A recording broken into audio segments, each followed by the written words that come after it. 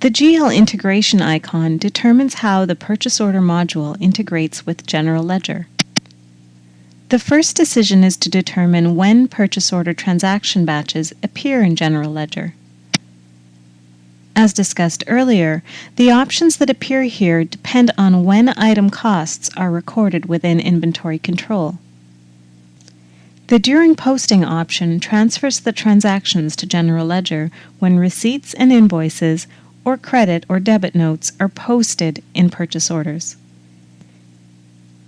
If During Day-End Processing is selected as the costing option in Inventory Control, a During Day-End Processing option appears instead of During Posting.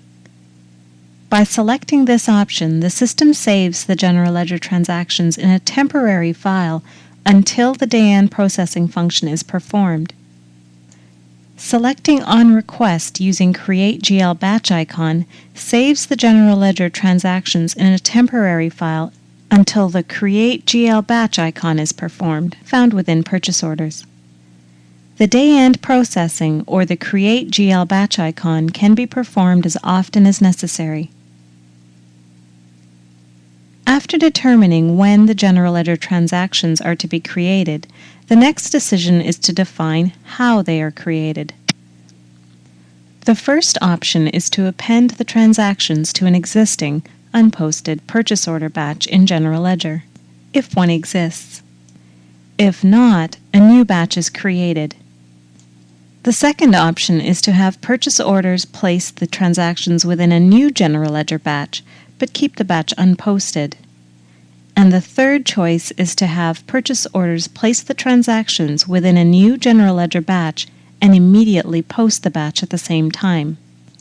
The options selected in these first two fields can impact the speed of purchase orders. For example, if you select During Posting in the first field and create and post a new batch here in the second field, when a receipt is posted, the system not only posts the receipt information in purchase orders, but creates and posts a journal entry in General Ledger, causing Accpac to function similar to a real-time accounting system.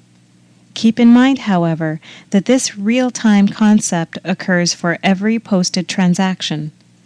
Therefore, the number of General Ledger batches that are created at the end of each day reflect the number of invoice documents posted. If purchase orders is heavily used, it may be a better decision not to have Accpac immediately post transactions within General Ledger. The next field on the integration page identifies how transactions are consolidated, if at all, before they are submitted to General Ledger. Normally, most companies do not consolidate transactions because it can reduce the amount of detail that reaches the General Ledger, causing the inability to drill down into a specific transaction, as well as possibly causing internal audits to resort to printed reports. However, if the decision is made to consolidate, then transactions with the same General Ledger account can be summarized together. They can be summarized based on the same fiscal period, or summarized by the same source code.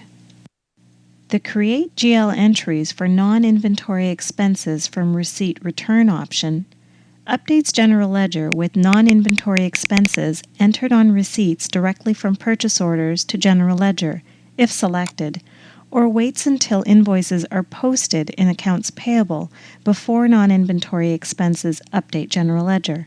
Option not selected. Selecting this option creates debit entries to expense accounts and credit entries to the non-inventory payables clearing account when receipts are posted.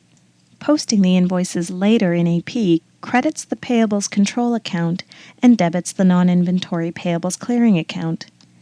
Leave the checkbox unchecked to send expenses with invoices to accounts payable, where posting debits the expense accounts and credits the payables control account.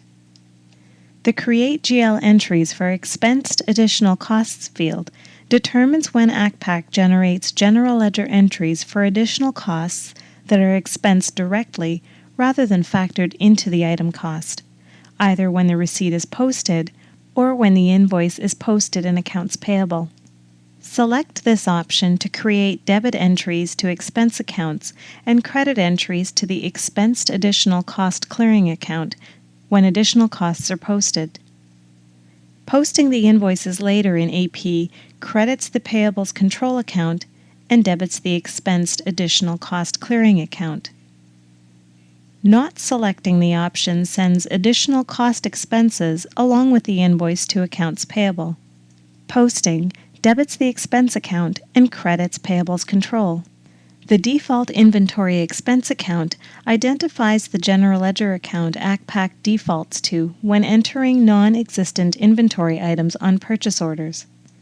This account must be populated when using the Allow Non-Inventory Items option discussed earlier. Although the general ledger account entered here appears when entering items or purchase orders that don't exist, the account can be changed. The default cost expense account identifies the general ledger account Accpac uses when transactions are entered for which no general ledger account is specified. For example, when you change the tax class for an additional cost that was manually prorated on a receipt, indirectly changing the tax amount as well. The non-inventory payables clearing account identifies the general ledger account Accpac uses when processing receipts and returns of non-inventory items. For the receipt of a non-inventory item, Accpac debits the expense account and credits the payables clearing account. For the return of a non-inventory item, Accpac debits the payables clearing account and credits the expense account. The expensed additional cost payable clearing account identifies the general ledger account Accpac uses when directly expensing additional costs on receipts or invoices. Although this is the default account, it can be changed when entering additional costs.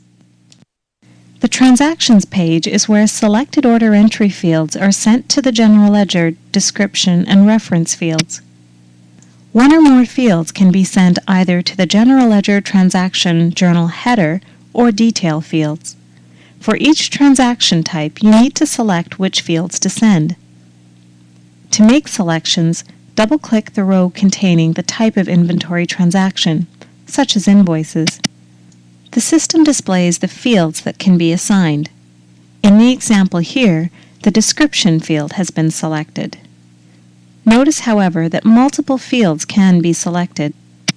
When multiple fields are selected, the system transfers the entire text entered in the field selected first, and then, if there is room, the text in the next field, and so on, until the target field is full. Please proceed to purchase order setup codes.